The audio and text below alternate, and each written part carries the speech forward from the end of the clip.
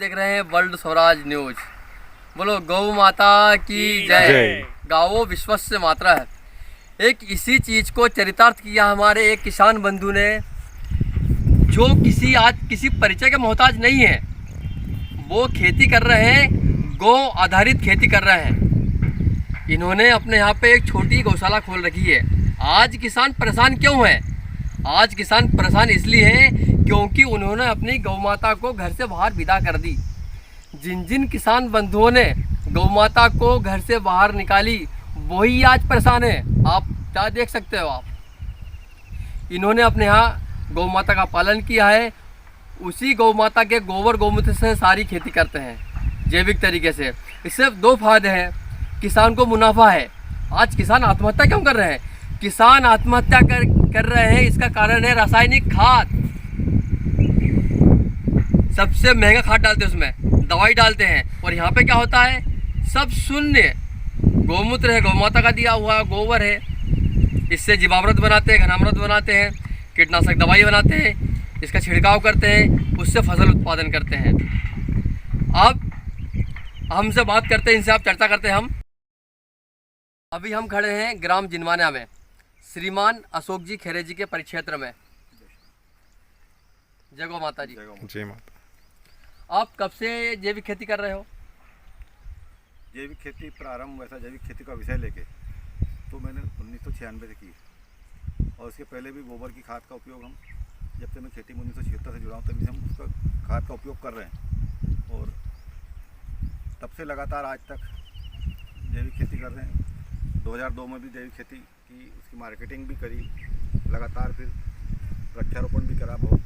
और जैविक खेती का मतलब प्राकृतिक खेती, गौ आधारित खेती, जिससे गाय, प्रकृति, जल और ज़मीन, पर्यावरण सबका संरक्षण हो, इस उद्देश्य से लेकर जैविक खेती कर रहे हैं।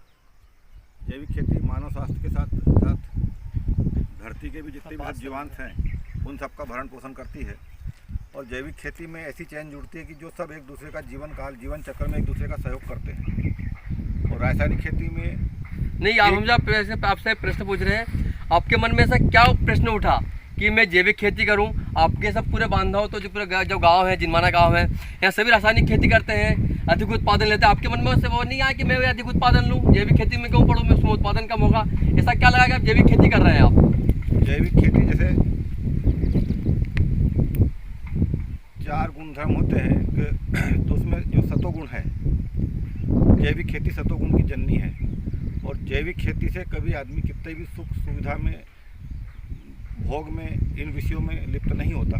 और वह हमेशा जो व्यवस्था होती है, जो प्राप्त हो पर्याप्त है, यानी जो व्यवस्था मिलती है उससे संतुष्ट रहता है। यानी उस जैविक खेती के पूरे चक्र में कहीं किसी की हानि नहीं होती। पूरे कार्यकाल में उत्पादन से लेकर प्रोसेसिंग, मार्केटिंग करने तक, खाने तक, पहुँचाने तक, पूरे जीवन चक्र में पूरी चैन में एक दूसरे का सब सहयोग करते हैं। आपको पहले परेशानी क्या आई अपने उत्पादन को बेचने में? क्योंकि जैविक खेती का जो रेट बढ़ा हुआ होता है, अब हर व्यक्ति उसको नहीं खरीद पाता। आपको पहले परेशानी क्या हुई? आप किस परेशानी मार्केटिंग करने में तो परेशानी, लोगों को समझाना पड़ता है कि वो जैविक खेती क्यों, अनाज क्यों उत्पादित क्यों खाएं। स्वास्थ्य के लिए लाभदायक है, गौ आधारित है, पूरा अध्यात्म से आपको जोड़ता है और मन को संतुष्ट करता है जैविक खेती करने के कारण। जैविक खेती से रोग रोधी क्षमता बढ़ती है। और जैविक खेती के फिर इस प्रकार के कई प्रकार के फ़ायदे हैं। जैविक खेती में जो अनाज है वो सब न्यूट्रिशन वैल्यू से भरपूर होता है। और रासायनिक खेती में जो होता है वो न्यूट्रिशन वैल्यू से अपूर्ण होता है, पूर्ण उसकी क्षमता नहीं होती। इसलिए सरकार से भी हमने निवेदन किया था, जब 2002-03 में एक बड़ा आयोजन रख के भोपाल में मध्य प्रदेश सरकार से, कांग्रेस गवर्नमेंट, दिग्विजय सिंह मुख्यमंत्री थे, तब भी उन्होंने इस पर ध्यान दिया और पूरे प्रदेश भर में जैविक यात्राएं निकाली थी। उसके बाद वर्तमान की सरकार से भी निवेदन किया था कि जो हम लोगों को न्यूट्रिशन बढ़ाने के लिए, कुपोषण घटाने के लिए व्यवस्था कर रहे हैं, तो कुपोषित अनाज ही कुपोषण घटाने के लिए खिला रहे हैं, तो उससे कभी कुपोषण खत्म होने वाला नहीं है। इसलिए न्यूट्रिशन पूर्ण युक्त अनाज और संतुलित अनाज जो जैविक खेती के माध्यम से उत्पादन होता है, उससे हम सब अगर गरीब लोगों का या गरीब बच्चों का, जो कमज़ोर बच्चे हैं जिनको न्यूट्रिशन वैल्यू की आवश्यकता है, ऐसे लोगों को खिलाएंगे तो निश्चित ही उनका शरीर का संतुलन बढ़ेगा और शरीर की जो एक्टिविटीज़ है वो भी सब संचालित रहेगी। ऐसा कोई उदाहरण है जिससे कोई असाध्य रोग घटा हो? मात्र आपकी औषधि युक्त भोजन करने से किसी का असाध्य रोग कम हुआ, कोई उदाहरण है आपके निगाह में? ऐसे कई लोग हैं उदाहरण में। एक दो का नाम बताइए फिर भी आप। उनको क्या समस्या थी पहले? उनको समस्या थी, पेट में गैस बनने की समस्या थी और बेचैन रहने की समस्या थी, उनमें उनको लाभ मिला है और उसके बाद से अभी तक लगातार निरंतर वो अनाज लेके खा रहे हैं और गाय का गोघत का उपयोग भी कर रहे हैं, पंचगव्य का उपयोग भी कर रहे हैं, गौ आधारित खेती का भी उपयोग कर रहे हैं। सबसे शुरू में आपके अंदर मन में जिज्ञासा कब पैदा हुई कि मैं इतनी गायों का लालन पालन करूँ, यहाँ पे गौशाला खोलूँ, छोटी गौशाला खोलूँ यहाँ पे? ये तो मेरा बचपन से शौक रहा था कुल मिला के गौ आधारित जीवन जीने का। पहले से भी मैं ये काम करते रहा। शिक्षा के समय भी मैंने इस विषय पर ध्यान दिया था और बाद में जैसे विषय समझ में आते गए उस समय भी हम ये सब पूरा काम करते रहे। तो इसलिए इसमें हमारे पूर्वजों के हाथ की सभी पूरी धरोहर है, उसी विषय को लेकर हम आगे बढ़े। मतलब जो गौ माता जो हम जो बोलते हैं पुरातन काल से हर घर में गौ माता होती थी। हाँ। मतलब वो पुराने काल से आपके यहाँ गौ सेवा का प्रकल्प गाय के साथ आध्यात्मिक विषय भी, आर्थिक विषय भी, उसके धार्मिक विषय भी और आयुर्वेद का विषय भी, पूरे विषय उसके सोच समझ के कर रहे हैं पूरे कार्यक्रम। आप बताइए कि हमारे जो किसान बंधु हैं जो जैविक खेती करना चाहते हैं वो गौ माता के गोबर गोमूत्र से किस प्रकार खेती कर सके, कुछ सरल विधि, छोटी विधि में कुछ? गौ माता के गोबर से वो जीवामृत बना के कर सकते हैं, घनामृत बना के कर सकते हैं। इसमें कम से कम गोबर में लाभ है क्योंकि ज़मीन में जीवाणु संख्या बढ़ना चाहिए, ज़मीन की फर्टिलिटी बढ़ना चाहिए, ज़मीन की भूख बढ़ना चाहिए और ये जीवाणुओं के माध्यम से अपने आप ज़मीन का बैलेंस बढ़ेगा और फसल पैदा होगी। अब विधि तो ये बहुत लंबी है, सब अलग अलग है, 5-7 विधाएँ इसमें काम करने की। कंपोस्ट बनाए कर सकते हैं, कंपोस्ट बनाए कर सकते हैं, नाटक कंपोस्ट बनाए कर सकते हैं, हरी खाद और गोबर गोमूत्र के माध्यम से मिला के बना के कर सकते हैं, वनस्पति जगत के साथ पंचगव्य के आधार पर खेती हम कर सकते हैं। तो जैविक खेती की बहुत सुविधा है और गौ आधारित जैविक खेती का काम होता है क्योंकि विषाक्त और टॉक्सिन जिनको हम कहते हैं इनका सबसे कम करने की क्षमता गाय के गोबर गोमूत्र में दुनिया में इससे ज़्यादा किसी में नहीं है। इसलिए सबसे सरल हो जाता है कि जैविक खेती को रासायनिक खेती को जैविक खेती में कन्वर्ट करने में जो उसका कन्वर्जन रेट होता है वो कम हो जाता है। हमारे साथ एक बंधु जुड़े हैं सतवास से, श्री दीपक राव जी। इन्होंने भी बहुत कुछ काम कर रहे हैं जैविक खेती पे। आप बताइए आपका अनुभव क्या रहा? मेरा अनुभव है कि मैं भी काफ़ी जगह भ्रमण यात्राएं की, लेकिन आज आदरणीय बाबूजी से मिलके काफ़ी अच्छा लगा कि ये 32 एकड़ का पूर्ण जैविक रकबा है। इनके पास 32 एकड़ ज़मीन है जिसमें 1 इंच भी रासायनिक ज़मीन नहीं है और इनके सुपुत्र है श्री प्रेमनारायण जी खोरे भाई साहब ने एक एफपीओ का निर्माण किया है, उसका नाम है जीवनम और वो भी आगे गौ आधारित खेती के लिए बढ़ा रहे हैं। तो मैं उनको भी आमंत्रित करना चाहूँगा कि भाई साहब भी बताएं कि आने वाले समय में हम भारत को किस दिशा में समृद्ध बनाने की ओर पहल कर रहे हैं। आदरणीय भाई साहब। देखिए, आज का विषय जो जैविक खेती वाला जो विषय है, तो इस विषय में निश्चित रासायनिक खेती जब चालू हुई तो उस काल में उस दिन की ज़रूरत जरूर रही होगी कि रासायनिक खेती की शुरुआत की जाए या उस समय हरित क्रांति बोल सकते हैं, हरित क्रांति, हाँ, बढ़ाया जाए। मगर अब जो परिस्थितियां हैं वो विपरीत हो गई है। अब अनाज का उत्पादन ज़्यादा हो गया है, खाने वाले कम है और इसको सड़ाया जा रहा है, फेंका जा रहा है और अन्य प्रकार से वेस्टेज किया जा रहा है। और अब अनाज नहीं रहा, जहर बन गया है। अन्नदाता अब जहरदाता बनने की ओर धीरे धीरे अग्रसर है। तो धीरे से हम हमारी पहचान भी खोते जा रहे हैं। जो अन्नदाता थे अब हम अन्नदाता बचे नहीं। तो इसलिए हमें वापसी अपनी जो पुरानी व्यवस्था थी, पुराना जो हमारी परंपरा थी, उस पर वापस आना पड़ेगा और वहीं से हम धीरे धीरे समृद्धि की ओर जा सकते हैं। और इसके लिए सबसे क्योंकि जैविक खेती करना और जैविक खेती की मार्केटिंग करना ये बड़ा कठिन विषय है मेरे हिसाब से, जो मैंने अभी तक अनुभव किया है।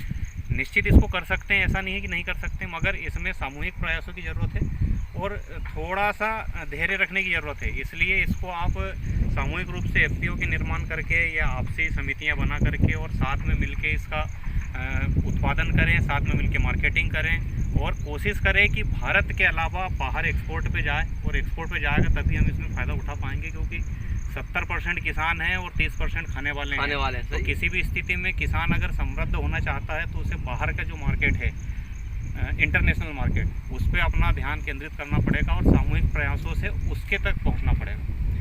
भारत के अंदर आप सोचो कि हम 70% किसान मिलके मात्र 30% जनता का पेट भर के और उनसे 2 पैसा कमा लें, तो ये संभव नहीं है। तो इसलिए प्रयास करना है और वो तभी संभव है जब हम मिलके एफपीओ या समितियां बना के या सामूहिक प्रयास करके काम करेंगे। आपने जो एफपीओ बना उसका नाम जीवनम ही क्यों रखा? तो जीवनम का अर्थ क्या है? परिकल्पना हमने इसलिए जीवनम की थी क्योंकि हमारा अगला विजन जो है, अगला जो हमारा टारगेट है, उसमें वो ये है कि धीरे से सब कुछ सभी किसान जो जुड़े हुए हैं उन्हें ऑर्गेनिक खेती की ओर लेके जाना। और लोगों को जीवन देने के लिए, हाँ जहर जैविक देने के खेती, लिए, हाँ जैविक खेती जीवन जीवन देती है। देने के लिए, और खेती को रासायनिक भी खेती जीवन मिले, लेती है। प्रकृति को भी जीवन मिले, खेती को भी जीवन मिले, और इससे उत्पादित सामान खाने वाले लोगों को भी एक नया जीवन मिले। इसलिए हमने और इसका गौमाता नाम को जीवन मिलेगा। और आप जब खेती गौमाता- कर, हाँ हाँ, गौमाता को भी रक्षा होगी अच्छा इसी के फायदा खेती से ही है। तो इसलिए उसका नाम जीवनम रखा था कि जहाँ भी ये जिस दिशा में भी जुड़े, जिससे भी जुड़े, वहाँ वहाँ जीवन का जीवन का प्रकल्प, प्रचार हाँ प्रसार। प्रकल्प हो जा। जी। तो इसके लिए भाई साहब जैसे हमारे साथ आपने जुड़े हैं, वो- दीदी जुड़े हैं हमारे जी। साथ। हाँ नमस्ते, मैं कृषि CRP master trainer Bagli block पूरा उसमें जिला में भी, और मैंने भी कृषि की ट्रेनिंग ली है आजीविका मिशन की तरफ से। तो आज हमने भाई आपका साहब, नाम क्या है? मेरा नाम सुनीता गोस्वामी, कहाँ से? जिला देवास से हूँ देवास जिला से हूँ मैं, और ब्लॉक बागली ग्राम महूखेड़ा में रहती हूँ मैं। हाँ जी। तो मैंने भी सुना था जैविक का, तो मैंने ट्रेनिंग ली हुई है जैविक की कृषि की भोपाल से। तो हमने भैया के बहुत सारे चर्चे सुने थे, तो आज मैं ये पूछना चाह रही, जैसे आपने बताया बहुत सारा, तो आपने जैसे मूंग बोया, जी तो मूंग में आपने जो छिड़काव किया जी। कील मारने वगैरह का, तो वो दवाई आपका घर पे बनाते हो, कौन सी वो बनाते हो? दवाइयाँ घर पे बनाते हैं, और घर पे बनाने के साथ में देखिए जैविक खेती की कई विधाएं हैं, और सभी की अपनी अपनी एक विधाएं तय करके रखी है। जैसे पालेकर जी ने अपना सिस्टम खड़ा किया है, बेल जी ने अपना सिस्टम खड़ा किया है, डॉक्टर कृष्णचंद्र ने अपना सिस्टम खड़ा किया है। कुल मिला के हमें ये समझना है कि ये विधाएं प्रकृति से जुड़ी हो, प्रकृति को कहीं नुकसान न करे, मानव स्वास्थ्य को कहीं नुकसान न करे, और ज़मीन को कहीं नुकसान न करे। इसमें आप जीवांश के माध्यम से भी जैविक खेती कर सकते हैं। इसमें आप कुछ केमिकल्स जो घर हम तैयार कर सकते हैं, जैसे नीम का 7 प्रकार की पत्तियों का काढ़ा और अर्क निकाल के, जैसे ब्रह्मास्त्र, हाँ नीम ये वगैरह। इस टाइप से, मतलब आप इन चीज़ों से भी कर सकते हैं। और जीवांशों के जैसे बवेरिया है, मेटाराइजियम है, या और भी इस प्रकार के और कई जीवांश हैं जो फफूंद पे भी काम करते हैं, कीटाणुओं पे भी काम करते हैं, तो आप उनके माध्यम से भी ये काम कर सकते हैं। मैं सबका मिला जुला प्रयोग करता हूँ, जैसी समय जैसी परिस्थिति वैसा काम करता हूँ। जहाँ मुझे लगता है कि आज यहाँ बवेरिया से अपना काम होगा तो मैं बवेरिया का इस्तेमाल करता हूँ। जहाँ मुझे लगता है कि आज यहाँ नीमास्त्र का काम लगेगा या ब्रह्मास्त्र का काम लगेगा तो वो भी मैं तैयार करता हूँ। तो आपके पास अब ये जैसे जैविक चीज़ को क्या क्या मिल सकती है आपके पास? उत्पादन में मेरे पास फ़िलहाल मूंग है, सरबती गेहूँ है, और चना था, चना हालांकि बेच दिया सब, कुछ चना भी बचा हुआ है। तो अभी फ़िलहाल सबसे ज़्यादा क्वांटिटी में मूंग है। मूंग कितना आपका स्टॉक क्या मूंग का अभी? मूंग अभी फ़िलहाल 100 कुंटल के लगभग। केला, कलौजी, दिल्ली भी है, और दिल्ली अब निकलने वाली है। ऑर्गेनिक सामान जितने भी होते हैं समय पे, सीजन वाइज, जैसे अभी हल्दी सारे हल्दी अब सब लगभग ख़त्म हो गई, 5-10 किलो और होगी।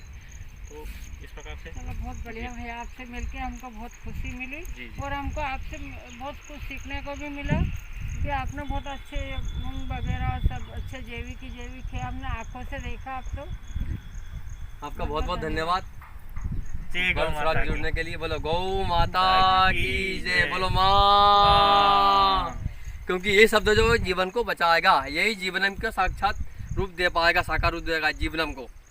बोलो गौ माता की जय।